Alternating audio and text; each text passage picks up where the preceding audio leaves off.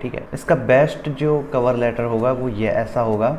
नमस्कार दोस्तों, digital SP में आपका स्वागत है। तो आज की इस वीडियो में आपके साथ में शेयर करूंगा कि कैसे आप वायर रिक्वेस्ट सेंड कर सकते हो, क्योंकि जब आप फाइवर पे नया प्रोफाइल बनाते हो, नया गिग बनाते हो, तो उस टाइम पे आपके पास में ऑर्डर नहीं होते हैं और उस टाइम पे आपका बेस्ट फ्रेंड बोल लो या कुछ भी बोल लो आप, लेकिन उस टाइम पे वायर रिक्वेस्ट जो है वो काफ़ी ज़्यादा आपकी हेल्प करता है। तो आज हम वही देखने वाले हैं कि कैसे आप वायर रिक्वेस्ट सेंड कर सकते हो, क्या क्या चीज़ें आपको ध्यान में रखनी है। तो वीडियो को एंड तक पूरा जरूर देखिएगा ताकि आपको पता चले कि आपको कैसे इसको लिखना है, क्या क्या चीज़ें आपको नहीं करनी है, वो भी इसमें मैंने बताया है। तो एंड तक वीडियो को जरूर देखिएगा, ठीक है। तो चलिए शुरू करते हैं इस वीडियो को।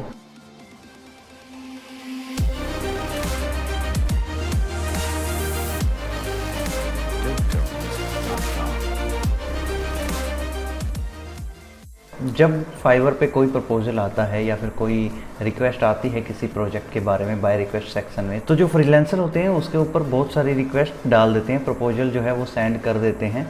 तो उस टाइम पे जो क्लाइंट होता है, जो रिक्वेस्ट डालने वाला होता है, वहाँ पे उसमें कन्फ्यूजन हो जाता है कि किस फ्रीलांसर्स को मैं चूज करूं। आप इसको ऐसे समझ सकते हो कि जैसे टेबल पे जब हम सेम कलर के पेपर रख देते हैं, मतलब वाइट कलर के पेपर, सारे के सारे हमने वाइट कलर के पेपर रख दिए हैं और बीच में उसके साथ में एक रेड कलर का भी पेपर हमने रख दिया है, तो सबसे पहले हमारा ध्यान कहाँ पर जाएगा? तो हमें सबसे पहले रेड कलर का पेपर ही दिखेगा, क्योंकि वो सबसे अलग है। ऐसा ही बायर रिक्वेस्ट के केस में है।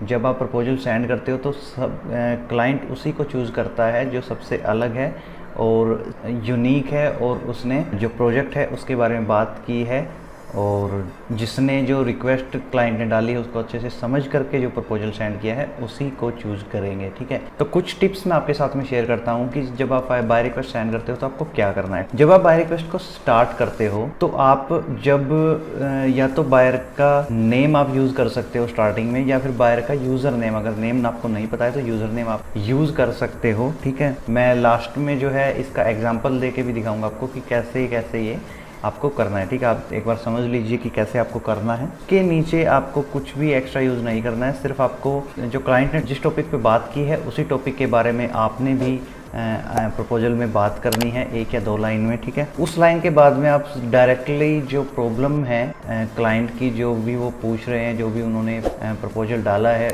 जो प्रॉब्लम उनकी है या फिर जो भी वो चाहते हैं बनवाना, का सोल्यूशन आपको प्रोवाइड करना है कि जो ये प्रॉब्लम है उसको आप किस तरह से सोल्व कर सकते हो, ठीक है, डायरेक्टली, ठीक है। कुछ भी एक्स्ट्रा चीज़ें डालनी नहीं है कि मेरे को इतना एक्सपीरियंस है, ये है वो है, ऐसा कुछ भी डालने की जरूरत नहीं है। डायरेक्टली आप उसकी प्रॉब्लम को सोल्व करने की कोशिश कीजिए, उसको बताइए कि कैसे मैं उनकी प्रॉब्लम को सोल्व कर सकता हूँ, ठीक है। और अगर जो रिक्वायरमेंट है उसमें क्लाइंट ने कुछ क्वेश्चन किए हैं, क्वेश्चन पूछे हैं, तो उन क्वेश्चन का आपको आंसर करना है, देना जरूरी है, ठीक है। उनका आंसर करोगे तभी क्लाइंट को लगेगा कि हाँ इनको पता है क्या करना है, कैसे करना है, ठीक है। और साथ में कोशिश करना कि उनसे कुछ ना कुछ आपको क्वेश्चन भी करना है, ठीक है। उनके बारे में कुछ पूछना है, ठीक है, ज़रूर पूछना है, जो भी रिक्वायरमेंट है उसके बारे में पूछना है। तो एक एग्जांपल है मेरे पास में जो भी मैं बात कर रहा हूँ उसके रिगार्डिंग, तो वो मैं आपको सिखा देता हूँ, ठीक है। तो इन्होंने रिक्वेस्ट डाल रखी है कि कोई अमेजोन की एफिलिएट वेबसाइट है जिसके ऊपर गूगल की पेनल्टीज़ वगैरह आ गई हैं और जिसकी वजह से जो ट्रैफिक है वेबसाइट का वो डिक्रीज़ कम हो गया है एकदम से, और जो रेवेन्यू है वो $2000 से $100 पर पहुंच गया है। तो कोई ऐसा फ्रीलांसर इनको चाहिए जो कि ये पेनल्टीज हटा दें और जो रेवेन्यू है वो दोबारा से इनकी वेबसाइट पे ट्रैफिक और रेवेन्यू इंक्रीज कर सके, ठीक है। इसका बेस्ट जो कवर लेटर होगा वो ये ऐसा होगा। हेलो, अगर आपको इसका यूज़र नेम पता है तो हेलो के साथ में यूज़र नेम डाल सकते हो, या फिर नेम पता है तो नेम डाल सकते हो। उसके बाद में डायरेक्टली जो टॉपिक है उसके रिगार्डिंग डायरेक्टली इसमें बात की गई है कि I have read your project details and it's really shocking that your website is on Google penalties, ठीक है। उन्होंने डायरेक्टली ही जो उनकी जो इशू है उसके ऊपर बात की है, टॉपिक जो है उससे रिलेटेड ही इन्होंने बात कर दी है और बताया कि मैं शॉक हूँ कि आपकी जो वेबसाइट है गूगल पेनल्टीज में चली गई है, ठीक है। तो इससे क्लाइंट को एक फील होता है कि हाँ इनको भी बुरा लगा है, वेबसाइट जो है वो पेनल्टीज में चली गई, या फिर थोड़ा सा फील होता है क्लाइंट को, ठीक है। उसके बाद में इन्होंने डायरेक्टली क्वेश्चन किया है कि क्वेश्चन करना जरूरी है ताकि वो जवाब दे, उनको ऐसा लगे कि हाँ इनका का मेरे को एक बार जवाब देना ज़रूरी है, देना चाहिए। तो उन्होंने what is the exact date your website get penalties from Google, exact date उन्होंने मांगी है कि कब ऐसा हुआ, और इन्होंने बोला है उसके बाद में कि आपकी वेबसाइट जो है दोबारा से शाइन करेगी, ये मैं एश्योरिटी देता हूँ आपको, ठीक है। उसके बाद में इन्होंने जो वेबसाइट दी थी उनका ऑडिट किया है, कुछ उन्होंने सर्च करा है, रिसर्च की है वेबसाइट के ऊपर, और रिसर्च करने के बाद में जो भी इनको पता चला है वो उन्होंने डाल दिया कि दिसंबर से आपका जो ट्रैफिक है वो कम हो रहा है, और नीचे उसने डाल दिया कि मैं जो है आपकी वेबसाइट को एसईओ फ्रेंडली कर दूंगा, ट्रैफिक जो इंक्रीज कर देंगे। ट्रैफिक इंक्रीज करने के लिए कोई भी ब्लैक हैट मेथड यूज नहीं करेंगे, व्हाइट हैट मेथड यूज करेंगे। I am ready to start night now so that your Amazon sales increase, जो पहले था वैसे ही जो है आपकी सेल्स जो है वो इंक्रीज हो जाएगी, और मैं अभी इसके ऊपर काम करने के लिए रेडी हूँ। कुछ भी इसमें एक्स्ट्रा उन्होंने नहीं दिया है कि मुझे इतना एक्सपीरियंस है। डायरेक्टली उन्होंने जो टॉपिक है डायरेक्ट ही उसके ऊपर बात की है, डायरेक्ट ही उसको टच किया है, क्योंकि अभी ऐसा हो गया क्लाइंट सभी को पता चल गया है कि कोई एक्सपीरियंस वगैरह लिख देते हैं तो वो ऐसा लगता है कि टेम्पलेट को यूज़ कर रहे हैं, ठीक है। किसी का कॉपी करके उन्होंने डायरेक्टली पेस्ट कर दिया है, रिक्वायरमेंट्स है इन्होंने कुछ भी नोटिस नहीं किया तो वो पढ़ते नहीं आगे, ठीक है। इन्होंने डायरेक्टली ही टॉपिक से रिलेटेड ही सारी बात की है, कुछ अपने बारे में नहीं बताया है, सिर्फ ये कहा कि मैं अभी काम करने के लिए रेडी हूँ और आपका ये काम मैं कर दूंगा, ठीक है। तो ये एक बहुत अच्छा एग्जाम्पल है बाय रिक्वेस्ट की प्रपोजल को सेंड करने का, आप इस तरह से इसको सेंड कर सकते हो। तो अभी मैं बात करता हूँ कि आपको क्या करना है और क्या नहीं करना है, ठीक है। सबसे पहले तो जो रिक्वेस्ट आपको आई है क्लाइंट से, जो भी बाय रिक्वेस्ट सेक्शन में जो रिक्वेस्ट्स हैं उसके ऊपर जो भी उन्होंने बजट डाला है, जैसे कि उन्होंने डाल दिया है $20 अगर उन्होंने बजट डाला है तो उस बजट के आसपास का ही आपको प्रपोजल सेंड करना है। ऐसा नहीं है कि $20 का प्रपोजल डाल रहे हो और आप $5 का डाल रहे हो, और ऐसा भी नहीं करना है कि $20 का प्रपोजल है और आप $100 का डाल रहे हो, ऐसा भी नहीं करना। उसके आसपास का या तो $15 आप उससे प्रपोजल सेंड कर सकते हो, $15 का, या फिर आप $25 का करिए, ठीक है। उसके आसपास ही रहना चाहिए।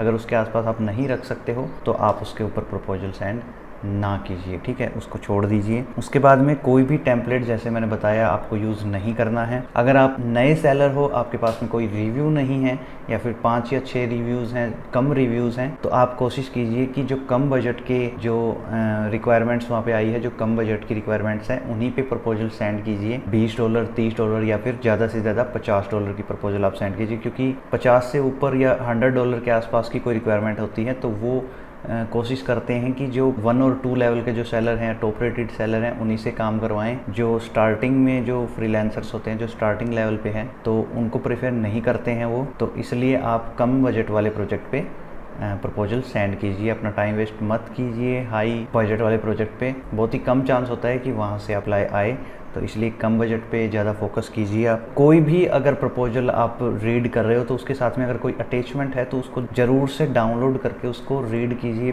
पढ़िए, उसको समझिए कि क्या उन्होंने डाल रखा है, ठीक है। उसको चेक किए बिना आपको प्रपोजल सेंड नहीं करना है। प्रपोजल लिखते टाइम कहीं पे भी आपको सर, मैडम, बॉस या फिर डियर ऐसा कुछ भी यूज़ नहीं करना है। डायरेक्टली या तो उसका यूज़र नेम आप यूज़ कीजिए या फिर अगर उन्होंने नाम शेयर किया हुआ है तो नाम यूज़ कीजिए, ठीक है। क्योंकि आपको नहीं पता है कि वो मेल है, फीमेल है, या वो क्या करते हैं, क्या नहीं करते हैं। और जो भी रिक्वायरमेंट आई है उसमें उन्होंने जितना भी टाइम पीरियड दिया है, मान लो उन्होंने दिया कि 4 दिन में उसको कंप्लीट करना है, तो आप कोशिश कीजिए उसको फास्टर डिलीवरी देने की कोशिश कीजिए, ठीक है। और उन्होंने अगर 2 दिन का बोला है तो आप 24 घंटे में डिलीवरी दे सकते हो। उनको बोल सकते हो कि मैं ये काम जो है 24 घंटे के अंदर अंदर कर सकता हूँ। उन्होंने 24 घंटे ही बोला है तो आप बोल सकते हो कि 12 घंटे में कर सकता हूँ। अगर आप वो काम कर सकते हो तो ही बोलिए, ऐसा अगर नहीं कर सकते हो तो कोई बात नहीं, आप 24 घंटे ही दे दीजिए, लेकिन कोशिश कीजिए कि जल्दी से जल्दी उसको डिलीवरी दें, क्योंकि ये जो चीज़ होती है ये आपको अच्छा रिव्यू लेने में मदद भी करती है और क्लाइंट भी इससे हैप्पी होता है, ठीक है। तो ये कुछ चीज़ें थी, सारी की सारी नहीं हैं, इसके अलावा भी कुछ हो सकती हैं, लेकिन जो इम्पोर्टेंट थी वो मैंने आपके साथ में शेयर कर दी हैं कि कैसे कैसे आपको बाय रिक्वेस्ट जो है वो सेंड करनी है। क्योंकि स्टार्टिंग में जब आप नए सेलर बनते हो तो बाय रिक्वेस्ट ही आपका सबसे अच्छा दोस्त होता है, जहाँ से आपको ऑर्डर्स आ सकते हैं, ठीक है। तो आप इन टिप्स का यूज़ करके बाय रिक्वेस्ट सेंड कीजिए।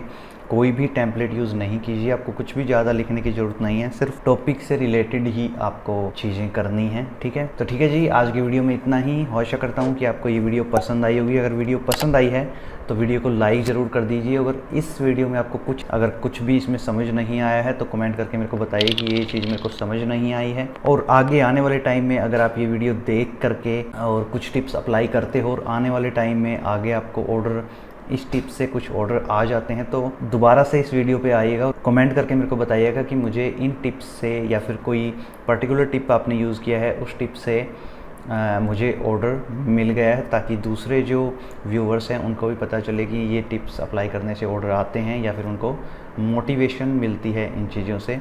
तो आप ऐसा कोशिश कीजिएगा करने की, ठीक है। और चैनल को अभी तक आपने अगर सब्सक्राइब नहीं किया है तो जल्दी से चैनल को सब्सक्राइब कर दीजिए, क्योंकि मैं ऐसी वीडियोस आपके लिए लाता रहता हूँ, ठीक है। ठीक है जी, आज की वीडियो में इतना ही, मिलते हैं अगली वीडियो में, तब तक के लिए धन्यवाद, थैंक यू।